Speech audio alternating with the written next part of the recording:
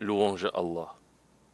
Nous le louons, nous implorons son aide et son pardon, et nous cherchons refuge auprès de lui contre le vice de nos âmes et nos mauvaises actions. Celui qu'Allah guide, nul ne peut l'égarer, et celui qu'il égare, nul ne peut le guider. J'atteste qu'il n'est de véritable divinité qu'Allah l'unique sans associé. Aussi j'atteste que Mohammed est son serviteur et messager. Puisse Allah le couvrir d'éloges ainsi que sa famille et l'ensemble de ses compagnons. Paix infinie sur eux tous. Ceci étant dit, chers musulmans, certes, une des manifestations de la sagesse d'Allah le Très-Haut et un des témoins de sa seigneurie, de son unicité et de la perfection de ses attributs se reflète dans la particularité qu'il accorde à une partie de ses créatures en les comblant de quelques privilèges et mérites. Il dit, sublimé soit sa majestuosité, ton Seigneur crée ce qu'il veut et choisit. Au nombre des expressions de cette sélection divine, évoquons le choix des périodes et des lieux. Concernant le facteur temps, nous observons qu'Allah a privilégié les mois sacrés au détriment des autres mois. Aussi, il fait prévaloir le mois de Ramadan sur tous les autres mois de l'année, et le jour du vendredi sur les autres jours de la semaine, tout comme il privilégia le jour du sacrifice sur l'ensemble des autres jours et la nuit du destin sur l'ensemble des autres nuits. Concernant les lieux, nous observons un exemple éloquent qui se reflète en ce qu'Allah le Très-Haut entre ceux que nous observons un exemple éloquent qui se reflète en ce qu'Allah le Très-Haut a élu d'entre toutes les contrées, la plus excellente et la plus illustre d'entre elles, la terre sacrée. Or, en ces jours présents, nous voici les témoins, chers serviteurs d'Allah, d'une opportunité qui joue à la noblesse du temps, à la noblesse des lieux, où se combinent mois sacrés et terre sacrée. Que de splendeur qui enchante l'intimité du cœur et stimule les sensations de la foi. Allah dit, Allah a institué la Kaaba, la maison sacrée, qiyaman linnas, qiyaman pour les gens. Il a institué le mois sacré, l'offrande et les guirlandes, afin que vous sachiez que vraiment Allah sait tout ce qui est dans les cieux et sur la terre, et que vraiment Allah est omniscient. Qiyaman linnas, qiyaman pour les hommes, indique que le sanctuaire sacré constitue le socle sur lequel se fonde l'accomplissement de leur dessein, tant spirituel que temporel, puisqu'il est un facteur de motivation tant sur le plan de la vie mondaine que de leur vie future. L'épeuré y trouve asile, l'indigent la sécurité, le commerçant une prospérité, et c'est vers lui qu'affluent les fidèles pour le pèlerinage et la Umrah. Ibn al-Qayyim, qu'Allah lui fasse miséricorde, a dit en ce sens, leur objectif ne saurait se concrétiser tant qu'ils n'auront pas rétabli l'héritage de leur prophète et sa législation, la prospérité de leurs affaires, qui se traduit par la réalisation de leur intérêt et l'éviction de toute forme de calamité et de maux, demeure tributaire du rayonnement de cette législation et de leur capacité à l'intégrer dans leur vie. A l'inverse, leur déclin, leur tourment et l'éruption de l'adversité et les tourments ne les frappent que lorsqu'ils l'abolissent, s'en détournent, s'en remettent à d'autres jugements et adoptent une autre voie. Chers frères, en évoquant la grande valeur des mois sacrés, il convient de rappeler que les Arabes de la période pré-islamique, al-Jahiliya, les honoraient. Par conséquent, ils n'y réclamaient jamais le droit du sang. Ils n'y combattaient point l'ennemi et ils n'y transgressaient pas les limites sacrées. Il n'était pas envisageable d'y voir un individu en oppresser un autre, au point que si quelqu'un y rencontrait le meurtrier de son propre père, il s'interdisait de porter atteinte à sa vie. Serviteur d'Allah, Allah exalté soit-il, a disposé pour ses serviteurs des grandes saisons, des saisons grandioses et des jours bénis, afin qu'il soit une aubaine pour les obéissants et une arène de compétition pour ceux qui rivalisent dans le bien. Ibn Rajab, qu'Allah lui fasse miséricorde, a dit « Il n'est aucune de ces saisons bénies sans qu'Allah, exalté soit-il, n'y ait assigné une œuvre parmi les actes d'obéissance par lesquels on se rapproche de lui. » Et Allah y dispense l'une de ces sublimes et généreuses brises, par laquelle il touche par sa miséricorde et sa faveur celui qu'il veut. Heureux donc celui qui tire profit de ces saisons, de ces mois, de ces jours et de ces heures, et s'y rapproche de son Seigneur par les actes d'obéissance qui y sont prescrits. Peut-être sera-t-il alors touché par l'une de ces brises divines, grâce à laquelle il connaîtra un bonheur qui le préservera du feu et de ses flammes ardentes.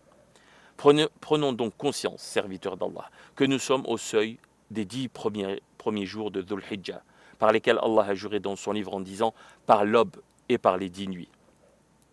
Cette décade qui s'offre à vous vient couronner l'ensemble de ces mois, dits déterminés, qui sont les mois du pèlerinage au sujet desquels Allah a dit « le pèlerinage se fait pendant des mois bien connus ». Il s'agit des mois de Shawwal, de Dhul Qiyada, ainsi que des 10 premiers jours de Dhul Hijjah. Cette décade qui s'offre à vous correspond, selon l'avis de la majorité des savants, aux jours bien déterminés, durant lesquels Allah a prescrit de l'évoquer pour le bétail qu'il a octroyé. Il a ainsi dit, exalté soit-il, appelle les gens au pèlerinage. Ils viendront vers toi à pied ou à dos de monture et flanqués, par les chemins les plus éloignés, pour être témoins des avantages qui leur sont réservés et invoquer en des jours déterminés le nom d'Allah sur ce qu'il leur a dispensé comme bétail. Ces décades qui s'offrent à vous sont les 10 nuits, comme l'ont mentionné la plupart des exégètes, par lesquels Allah, exalté soit-il, a parachevé le rendez-vous accordé à Moussa, paix sur lui. Allah le Très-Haut a dit « Nous donnâmes à Moussa rendez-vous pour 30 nuits, puis nous y ajoutâmes 10 autres, établissant le temps de sa rencontre avec son Seigneur à 40 nuits. » Cette décade qui s'offre à vous comprend le jour de Arafat, ainsi que le jour du sacrifice. Ces 10 jours sont les plus élevés en rang et les plus illustres en mérite. Que dire à leur sujet? Et quelle description pourrait révéler leur véritable valeur? Il nous suffit toutefois, pour en saisir le mérite, de citer les paroles du maître de l'humanité qui a dit, que les éloges et le salut soient sur lui, les meilleurs jours de ce bas monde sont les 10 jours de Dhul Hijjah. Il a également dit, il n'y a pas de jour lors desquels les bonnes actions soient les plus aimées auprès d'Allah que ces jours-ci.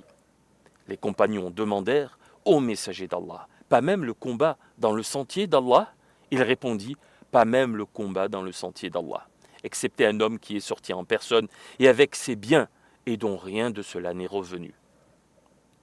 Ainsi, les œuvres pieuses en cette décade sont plus pures auprès d'Allah le Très-Haut et suscitent une rétribution bien plus abondante.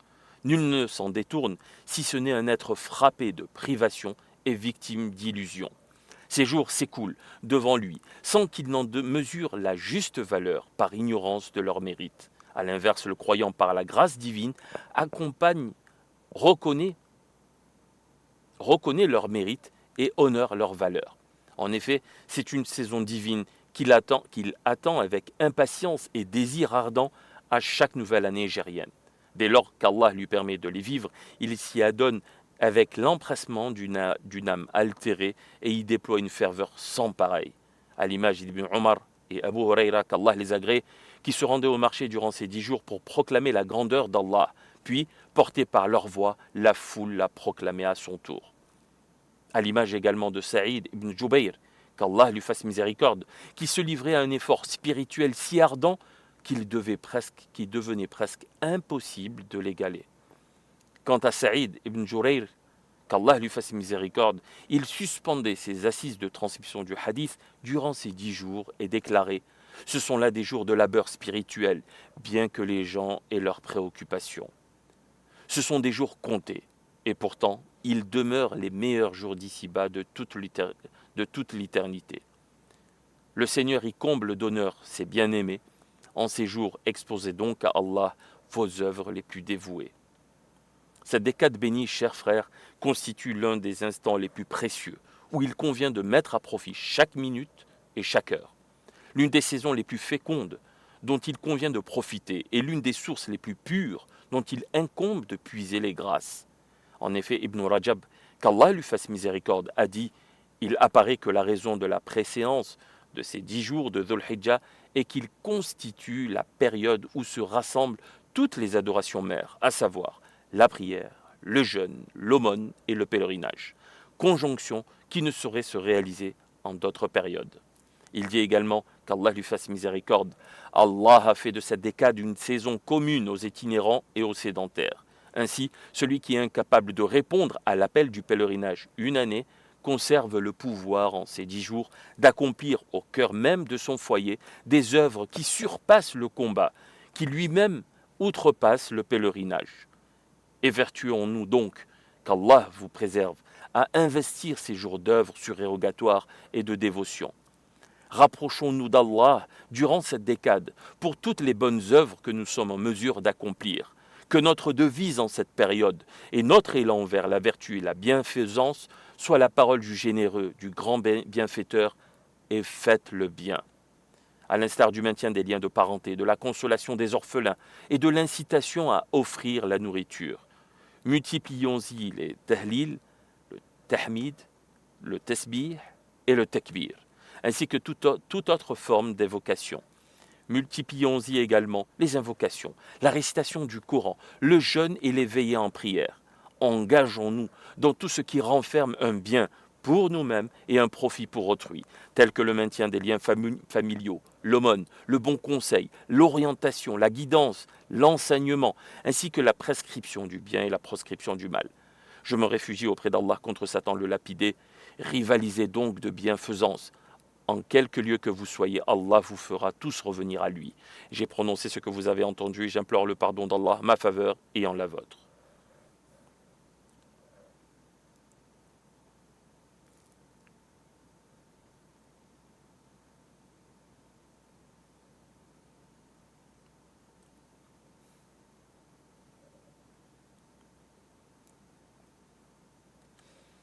Louange à Allah, qui a fait du sanctuaire un lieu de visite et un havre de paix pour les gens, et qui a comblé ses serviteurs de ses largesses, leur accordant ses faveurs et ses bienfaits.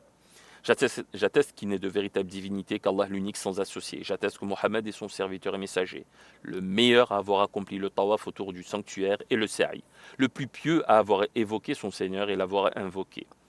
Que les éloges d'Allah soient sur lui, sur sa famille, sur ses compagnons, ainsi que sur tous ceux qui auront marché sur leurs traces et les auront suivis. Ceci étant dit, chers serviteurs d'Allah, on remarque que ces 10 jours bénis se situent à la fin de l'année, telle une opportunité de rachat pour ceux qui ont été insouciants et négligents, afin que le serviteur comble ses manquements passés et prépare sa future destinée, tout en gardant à l'esprit la grandeur de son Seigneur et en espérant son pardon et son agrément. Car les vies se consument rapidement et le temps s'écoule inexorablement. Chaque jour qui s'écoule voit la vie s'amoindrir et son terme approcher. La source décline, la force décline, la santé se fane, les obstacles se multiplient et les occasions d'agir se raréfient.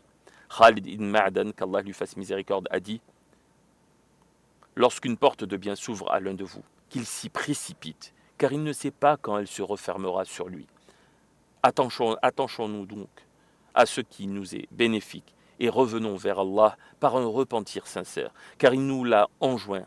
Allah exalté soit-il a dit « Et repentez-vous tous devant Allah, ô croyants, afin que vous récoltiez le succès. » Il dit, paix et bénédiction sur lui, « Ô gens, repentez-vous à Allah, certes, je me repens à lui 100 fois par jour. » Nous avons plus que jamais besoin de repentance. En effet, le meilleur jour pour un serviteur est celui où il se repent. Car là, comme l'a dit le prophète paix et bénédiction sur lui, à Ka'b ibn Malik, qu'Allah l'agrée, lorsqu'Allah accepta sa repentance, réjouis-toi du meilleur jour de ta vie depuis que ta mère t'a enfanté. Quelle noblesse que celle du repentant qui revient à Allah durant les jours qu'il chérit le plus. Quiconque est sincère dans son repentir s'élèvera en degrés et Allah changera ses péchés en bonnes actions. Car l'âme ne s'honore que par la piété et l'éloignement des passions. Ibrahim ibn Adam, qu'Allah lui fasse miséricorde, a dit « Le combat le plus rude est celui mené contre les passions. Quiconque prive son âme de ses désirs futiles se délivre de ce bas monde et de ses tourments. Il demeure préservé et épargné de ses maux. Le plus rude des combats est de vaincre ses passions, car seule la piété honore l'homme dans ses actions. L'homme de vertu se reconnaît à ses traits accomplis par l'offrande du bien et le refus de nuire à autrui. Le lésé par excellence est celui qui néglige ses jours vertueux et manque l'occasion d'en profiter, celui qui délaisse tant de grâce au lieu d'y concourir.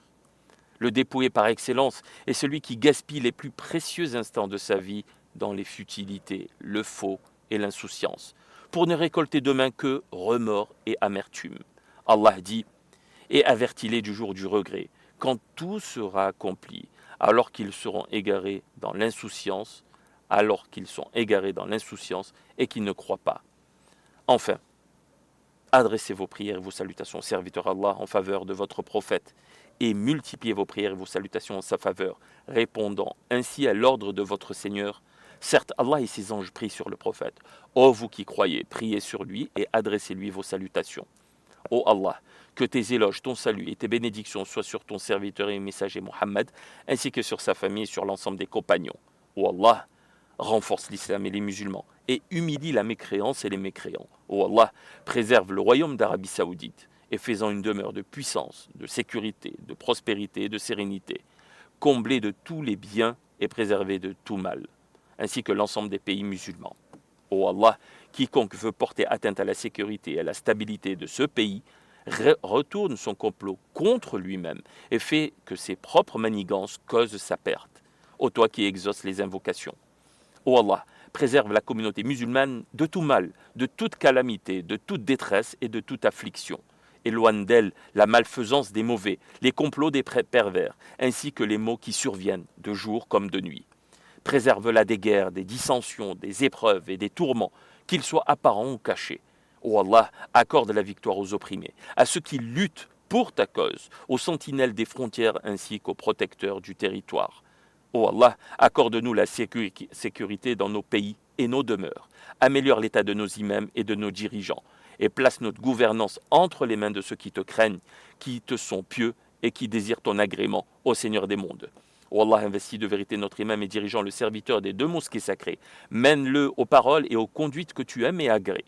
Ô toi le vivant, l'éternel veilleur sur toutes choses. Ô Allah, assiste-le ainsi que son prince héritier en les comblant de droiture et de piété. Ô Allah, nous t'implorons de nous octroyer le triomphe, la victoire et d'asseoir notre pouvoir.